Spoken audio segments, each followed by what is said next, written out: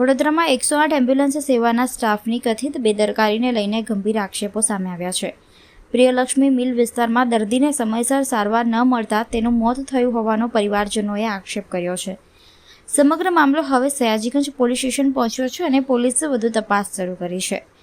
વડોદરાના પ્રિયલક્ષ્મી મિલ વિસ્તારમાં દર્દીની તબિયત લથડતા પરિવારજનોએ 108 એમ્બ્યુલન્સ સેવાનો સંપર્ક કર્યો હતો।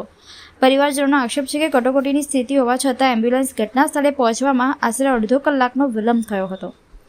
સ્થાનિકોનો વધુમાં દાવો છે કે ઘટના સ્થળે પહોંચેલા 108ના ડ્રાઈવર અને મહિલા કર્મચારી ભાવિકા સુથાર નશાની હાલતમાં હતા। જોકે આ દાવાની સત્તાવાર પુષ્ટિ થઈ નથી અને તેની તપાસ બાકી છે। પરિવારજનોના જણાવ્યા મુજબ દર્દીની સ્થિતિ વધુ ગંભીર બનતા બીજી 108 એમ્બ્યુલન્સને તાત્કાલિક બોલાવવાની ફરજ પડી હતી। તેમ છતાં સમયસર સારવાર ન મળતા આખરે દર્દીનું મોત થયું હોવાનો આક્ષેપ કરવામાં આવ્યો છે। ઘટનાના પગલે સ્થાનિકોમાં ભારે રોષ ફેલાયો હતો। માહિતી મુજબ સંબંધિત સ્ટાફ છેલ્લા 7 થી 8 વર્ષથી ફરજ બજાવી રહ્યો હતો। સમગ્ર મામલો સયાજીગંજ પોલીસ સ્ટેશન પહોંચ્યો છે, જ્યાં ફરિયાદીના આધારે પોલીસે તપાસ શરૂ કરી છે। દર્દીના મોતનું ચોક્કસ કારણ અને બેદરકારીના આક્ષેપોની સત્યતા તપાસ બાદ જ સ્પષ્ટ થશે। આ બપોરે 3:30 વાગ્યાની ઘટના છે સાહેબ। મારી સાડીની તબિયત બગડી, ઘરેથી ફોન આવ્યો, હું સિટીમાં હતો, ઘરે આવ્યો 108 બોલાવેલી આ લોકોએ, મારા ઘરવાળાએ।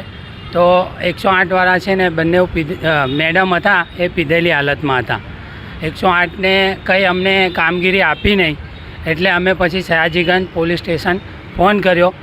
સયાજીગંજ પોલીસ સ્ટાફ આવી અને તરત જ કાયદેસર કાર્યવાહી કરી પેલા બેનને લોકઅપમાં નાખી દીધા છે અને એમના ઉપર ગુનો દાખલ કર્યો છે। અને પોલીસે એમ્બ્યુલન્સ બીજી બોલાવીને મારા સાડીને ગોત્રી હોસ્પિટલમાં એડમિટ કર્યા, ત્યાં મૃત્યુ જાહેર કર્યા છે। પોલીસનો અમને ફૂલ સપોર્ટ છે। અમે ખૂબ આભાર માનીએ છીએ પોલીસ સ્ટાફનું, સયાજીગંજ પીઆઈ સાહેબનું।